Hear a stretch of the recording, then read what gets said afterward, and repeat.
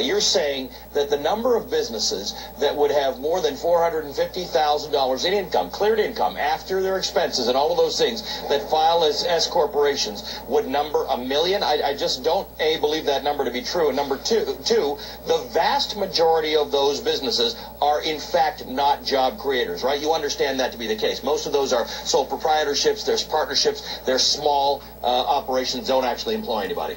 Well, actually, I've seen research that when we were talking about the millionaire threshold, that would impact 41% of business income. And that's a significant number. That's a very, very, very different and somewhat misleading statistic. 41% of business income is not 41% of businesses. You understand the distinction, right? Oh, absolutely. So that doesn't actually have anything to do with job creation. So I just want to be clear on the fact. I'm not suggesting. Hold on. Hold on, Congressman. Hold on, Congressman. Let me ask the question, sir. Let me ask the question, because you put out some, the other one. Sir, you put out information to our viewers. You're on CNN right now. I'd like the information to be accurate. You are saying that more than 1 million businesses will be affected if the threshold is $450,000. You want to stick with that information, or do you want to check that information? That's our best guess. We're still working on that. I think that's a guess. I think that's a guess, Congressman. Can I answer the question, though? We had numbers from Montana State University, I believe is the source, that said at the million level, you impacted 311,000 small businesses will be impacted by the tax increase. At the $250,000 level, it's over 2 million small businesses. Well, when you say impacted, when taxes go up, everybody gets impacted, right? They don't hire more people. You started the conversation with Wolf by saying it's going to cost jobs. Give me the relationship between the taxes. You understand, if you raise taxes, you can't hire more people. If you're paying more to Washington, you don't go hire more employees. It's the other way around. What I'm saying to you is that most of these businesses that you're talking about don't actually hire extra employees. Well, they actually do. It's called small businesses. Right. I'll tell you what, I'm going to look up the research from the Montana State University you're talking about. I've never seen that research before. I've got a lot of research that doesn't say that. I'll check that up, and I'll tell our viewers what the case is. Absolutely, and visit with our office. We'll be happy to provide you what we have. It's difficult to get stuff out of the administration to tell us who's actually impacted by a $450,000 level. Well, we actually don't have any difficulty getting that information, sir. We've actually broadcast it on CNN. Well, we don't get anything out of the administration. I'd be happy if the administration we don't need it from the administration, sir. That information is public, but we'll get that. Bottom line, Congressman, you're going to vote against this legislation, assuming it passes the Senate. Well, assuming that's what's in it. Until they put something down on paper, that's the thing about Washington. It's all about rumors, all about what they're going to do. The Senate hasn't passed a budget in 1,341 days. I'm not going to guess they're going to pass this yet tonight. We'll see if they do. If the senators actually get something done, we'll see what happens. But as I see it now, it raises taxes, it increases spending, and it does nothing for a spending problem of entitlements. And so that's 3 strikes. You're out in my book, and for my constituents, they're very clear that they want progress on spending, reducing spending, not increasing spending, and so yeah, I would be voting no. Congressman Huelskamp, we're going to check your numbers. Ali is getting ready. He's got a team doing some checking, I assume, right now, and we'll report to our viewers what we learned. Appreciate your coming in. Thank you. Okay, so now this is usually the part of the show, as you guys all know, where when I'm preparing for the show, I'd go ahead and check the numbers, then I'd come out here and say, no, of course, he was factually incorrect. Here are the actual economic statistics. Well, this time, I don't have to do that.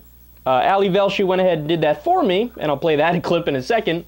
But just real quick, my favorite part of the first clip there was when he goes, Ali Velshi goes, no, wait a second now, you're on CNN.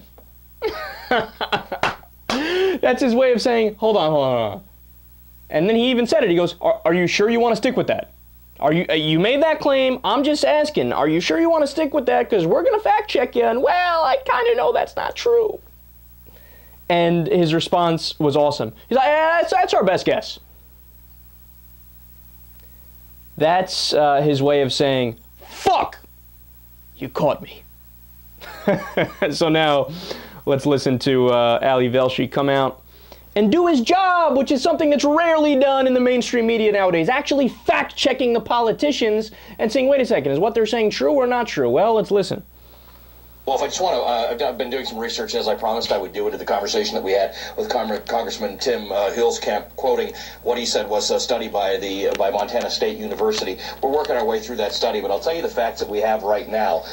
If businesses if everybody who earned more than $250,000 saw an increase in the top tax rate from 36% to 39.6%, that would be 3.5% of all small businesses. That would be 940,000 businesses. That's, I think, the number that the congressman was quoting. So at 450,000, it is nowhere near the number that the congressman was quoting. But let's just be generous and say that it was that.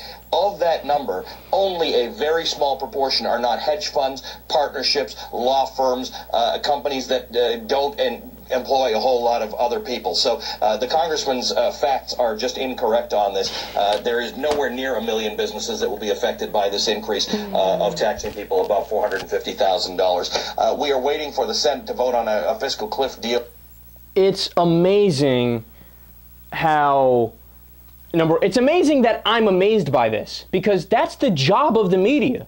The job of the media is to go out there and say, well, wait a second, here are the facts. This is what the congressman said, here are the facts, right? But they so rarely do that that when it actually happens, I'm like, oh, fuck, I got to play this on the show. This is like the most awesome thing ever. And look, the main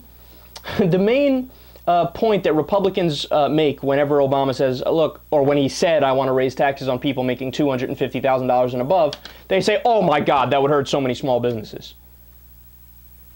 Well, wait a second. Well, then you have to look at the economic data and find out, is what they're saying true or false? And like he just said, at most, when it was $250,000 and above, you're only affecting 3.5% of businesses. Remember, Obama's the guy that had 16 small business tax cuts in his first term. And you're saying he's anti-small business? No. If you raise taxes on people making $250,000 and above, that's a tax hike on the rich. But they just go out there and say it anyway. Oh, Obama wants to raise taxes on small business. No, he doesn't, quite literally. And then the point that the congressman was making, and what Ali Velshi just called him out on, he's a business... CNN's business contributor. He actually knows about business. He knows the facts, so he was able to catch him in this obvious lie. The congressman goes, oh, no, even if you raise taxes on $400,000 and above, well, that would be raising taxes on small business. What small business you know makes $400,000 a year? Go ahead, I'll sit and wait. I got all the time in the world. I got news for you. If your business makes $400,000 a year, you're not a small business. God, the Republicans are awesome. They lie, and they lie brazenly.